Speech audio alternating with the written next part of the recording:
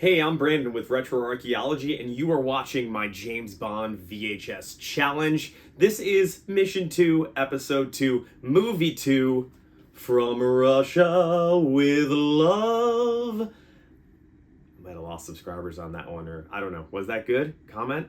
Anyways, we're talking about the second James Bond movie ever made, and we've got the VHS right here. I've got to be honest, the cover art is a little uninspired on this one. It's literally just a blurry, out of focus picture of Bond in one of the end climax scenes, the boat chase scene, which was a really cool scene, but it's just kind of an oddly uninspired cover. The poster art for Dr. No and From Russia with Love is a lot cooler than what they put on the CBS Fox big boxes that I love so much. But it's okay. When we get to the Roger Moore movies, they put that poster art in the box, and I love the 70s Bond posters. So something I didn't do in my last video for Dr. No that I do want to start doing is read you the back of the box to give you a little bit of an insight into how they sold this bad boy from a VHS perspective. So let's go ahead and do that right now. We've got Agent 007 finds romance and adventure. Color 1963, so they made this a year after Dr. No. Quick turnaround for Bond. So perhaps the only Bond film to focus as much on romance as action-packed adventure, From Russia with Love presents James Bond, Sean Connery, with the dashing, sophisticated style that has made him an international superstar. The story behind this Ian Fleming thriller concerns an international conspiracy to kill Agent 007, enticing him with a voluptuous Russian girl, Daniela Bianchi, through Istanbul. Aboard the Orient Express, the suspense and adventures are totally captivating and undeniably Bond. 115 minutes. This came out in 1983, this CBS Fox Big Box version. And of course, will be the theme until we get later in this franchise. We've got our drawer box here and that CBS Fox tape. Looks like at some point the label might have fallen off and somebody put some tape and the handwritten title, or maybe that, I'll have to check. I don't know if the CBS Fox tapes had a side label, but they definitely have the top there. So there we have it, From Russia with Love. Let's talk about it. So building on the opening credits of Dr. No, From Russia with Love does this really cool thing where the opening credits are basically like shot or overlaid on a dancer. And there is like a gypsy camp scene later. It almost feels like the dancer in the opening credits is a gypsy just due to like the colors and her waist and the garment she has on. So I thought the opening credits were really cool. We still don't get an opening credits where there's a theme song, a vocal theme song, yet From Russia with Love, as you heard my singing voice invade your speakers at the beginning there, does have a theme song. It just comes at the end of the movie. So I thought that was really interesting. We still haven't established the tradition that Bond films hold where the opening credits song is a musical number with lyrics and they would get in big stars. I'm pretty sure that is next in Goldfinger, which I can't wait to talk about. But first, From Russia with Love. The opening credits were really stylized, really cool to see, bright colors, and fun. Like, even though there wasn't a sung song, the music is very upbeat, very unique, kind of brings in that Bond theme in the second half, and I really enjoyed it. That's something that's really cool about From Russia with Love from a score perspective. This does feel like a very world-faring score, a very European traveling score, as does the movie, where Dr. No, because I've only watched these two in this series so far, has that very like Jamaican influence. The vibe in From Russia with Love feels very European. It feels very world building. We've got the Soviets, we've got Spectre, we've got MI6, we've got the Gypsy Camp, we've got Istanbul. Definitely just feels like the stakes have gotten bigger, the world's gotten bigger, and we're getting a glimpse into all the different things MI6 is involved in. So thought that was really unique, just in terms of the vibe, and the score definitely accents that. So the director of Dr. No returned for From Russia with Love. Didn't end up doing the third movie, but I was looking up some facts, some fun things to share for this video on From Russia with Love after I watched it last night. And a little tidbit that I thought was really cool is Alfred Hitchcock was actually interested in directing From Russia with Love. And if you're an Alfred Hitchcock fan like I am, I'm a huge Alfred Hitchcock fan.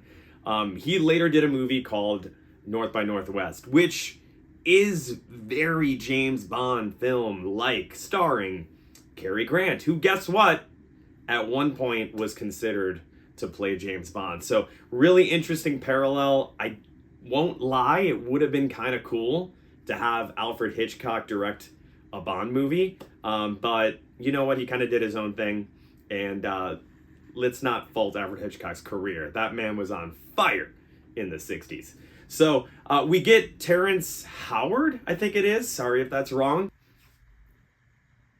Terrence Howard is an American actor alive now. Terrence Young is who directed Dr. No and From Russia with Love, and would come back to direct Thunderball.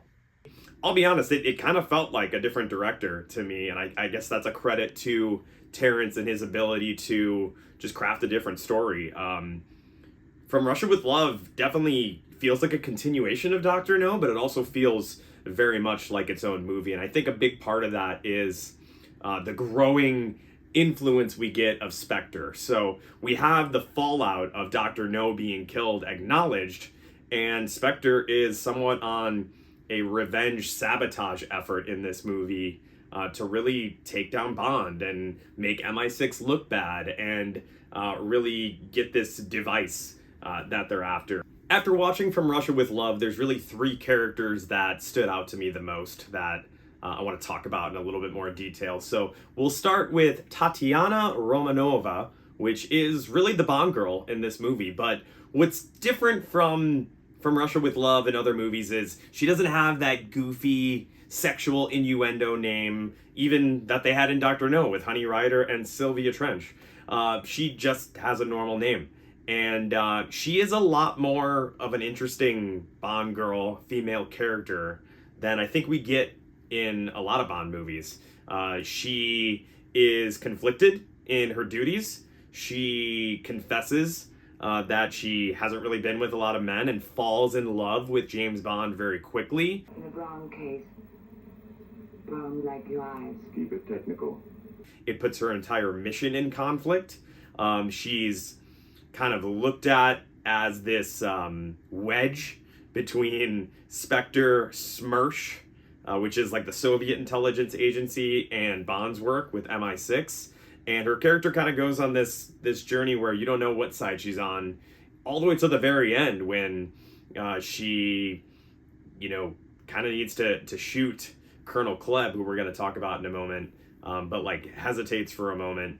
And she's just an interesting character, being not just a damsel in distress, but someone who is an agent also on a mission. So I thought Tatiana was really a cool character, not just a pretty face, although she is soft on the eyes. But there are some English customs that are going to be changed. But of course, darling. She's a little bit more of a conflict for Bond in this movie. So we've also got Colonel Rosa Klebb, that nasty woman who is present throughout this entire movie. I looked her up. She was born in 1898. She is like this former Soviet intelligence agent that now is in cahoots with Spectre, and she kind of is just this like ominous mean woman throughout the movie. She's very serious. She has a very interesting exchange with Tatiana, kind of briefing her on a mission. Like, you get the sense Rosa is like a weird like dominatrix chick. Yeah, she's just kind of weird.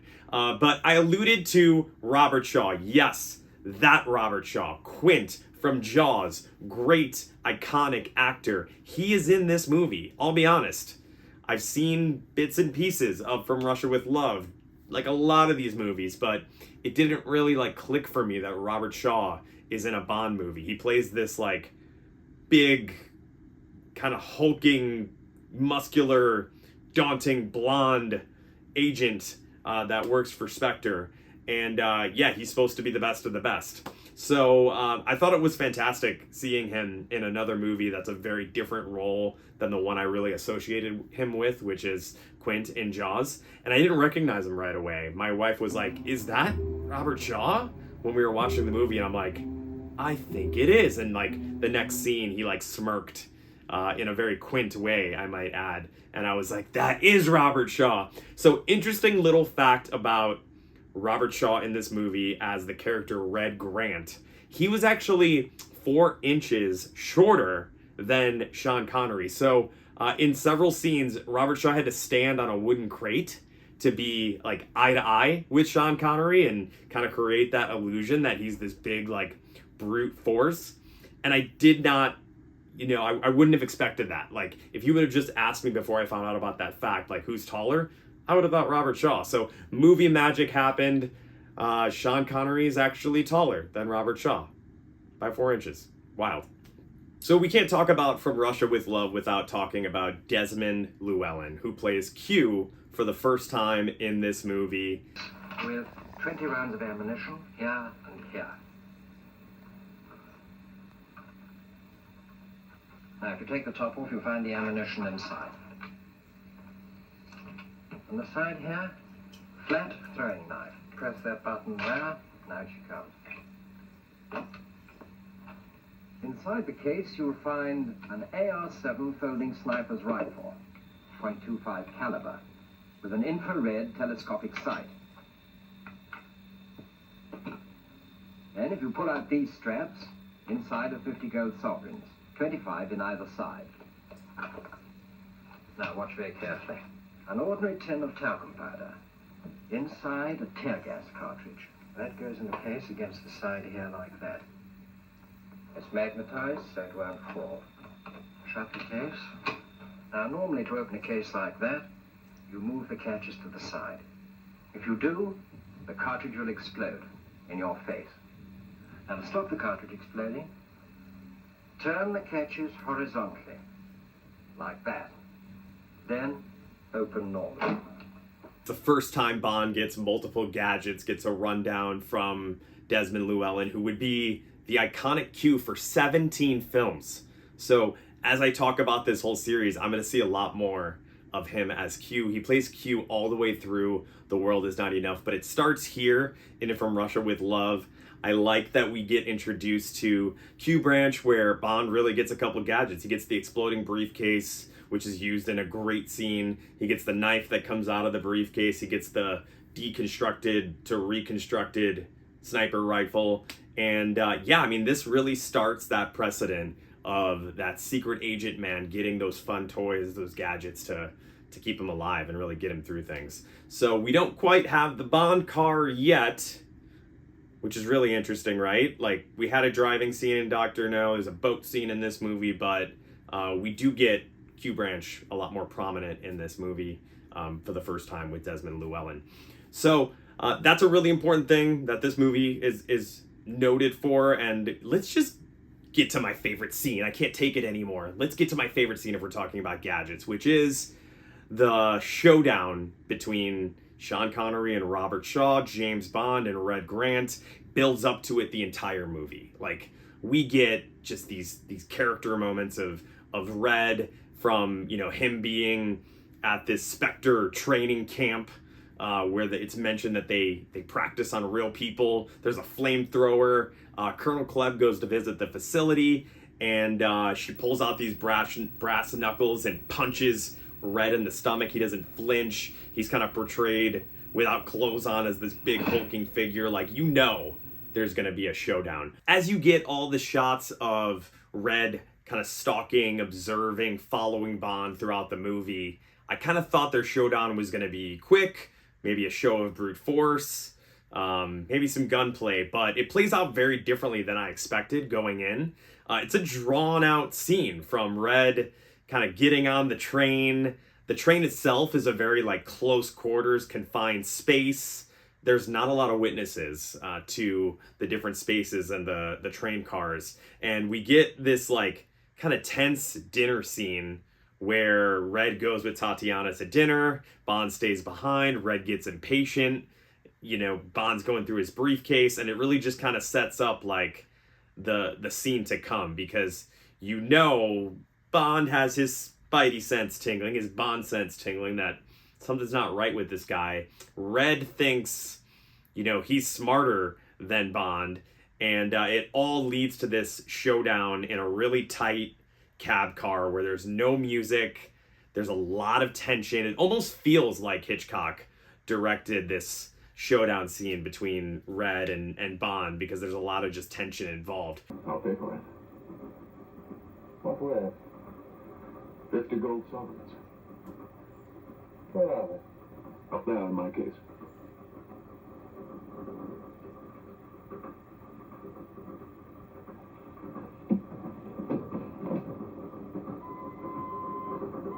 You show me.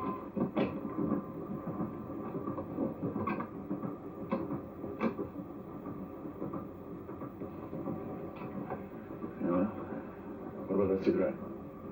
Throw them down then. Any more in the other cache?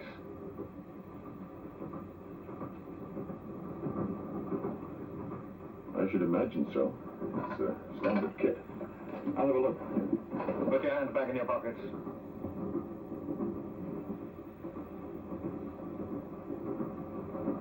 Keep them there.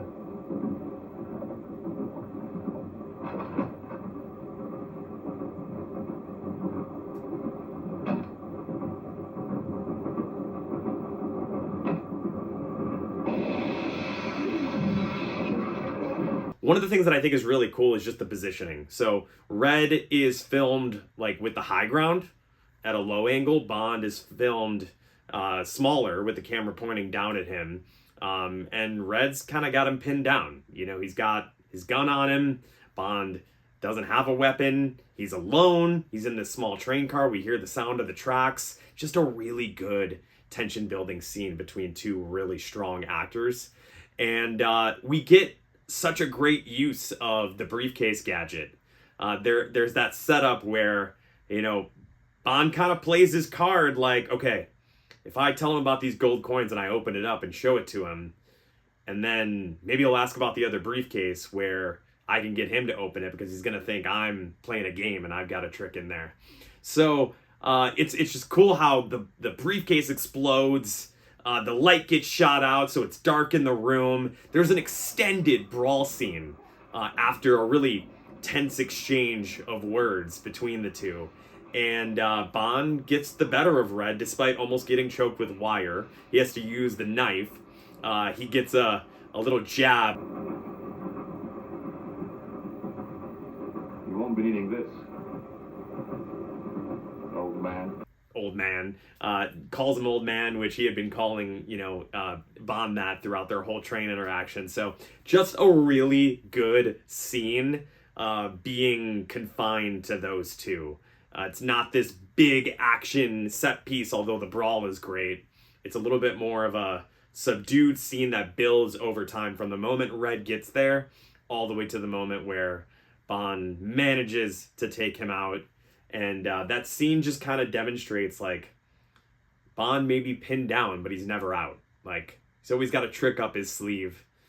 He's always able to evade death somehow. Bond is the man with 9 lives. I do think the plot of From Russia with Love is an intricate one. There's just a lot going on between the SMERSH organization, the Soviet intelligence, Spectre, MI6, and it all takes place across Europe. We've got this gypsy scene early on where the two women are like fighting to the death over who they get to pick as a lover, and then that turns into this big shootout scene. There's just a lot going on that gives this movie like a very European adventure action film vibe to it, and I really enjoyed it. I do think on second watch a lot more makes sense as you kind of see the whole narrative play out. You get an idea of like, okay, like I understand Tatiana's conflicted on this mission. I understand we've got more than just Spectre, and the Spectre aspect of this movie that's established in Dr. No but continues in From Russia with Love feels bigger. It feels world building. It feels like Spectre has their hands across Europe and across the world, and as this nefarious organization. It's very Hitchcockian in the way that the decoder device that they're all after is really a MacGuffin for the plot to advance, and some of these conflicts to take place between Bond and Tatiana and Istanbul and all these different rival nations. I found the second half of the movie to just be completely action-packed, from the moment they get on the train, which is just a really fun setting, the constant movement sounds that you hear of the train car, to after that we get a helicopter scene that Bond has to shoot the guy with a grenade that he's about to chuck at him and take Bond's life. He takes him out with a sniper rifle and the helicopter explodes. We get a boat chase scene that Bond explodes all these barrels and takes out all the other boats. It's funny, Robert Shaw is in another movie with barrels later on, exploding barrels. But this is kind of the precursor to Jaws in that sense. So we get a boat scene. When we think the movie's over, we get a knife in a boot, which I did actually see at the Museum of Science and Industry, that prop, in terms of like a hidden weapon in a boot. Very creepy. So yeah, there's just a lot that happens in this movie to keep your interest. I was absolutely enthralled by it. I thought the acting was phenomenal. The score is phenomenal. And really had a blast watching it and just seeing Sean Connery continue to grow into that James Bond character. I've read that Ian Fleming was not sure initially about the casting of Sean Connery as James Bond, but after From Russia with Love, he was sold to the point where he actually wrote some Scottish backstory for Bond in future novels. So Bond has really Connery has really cemented himself as James Bond by the end of From Russia with Love, including that final scene on the boat with Tatiana where he throws the alleged sex film into the water, and ends the movie as the hero who gets the girl yet again. So thank you for watching part 2 of my Bond VHS series. We're gonna keep this thing rolling in the month of July and see how many I can get through this month. Next up is going to be Goldfinger. Don't forget to like, subscribe, and comment your insights or thoughts or memories about these James Bond films. Thanks for watching.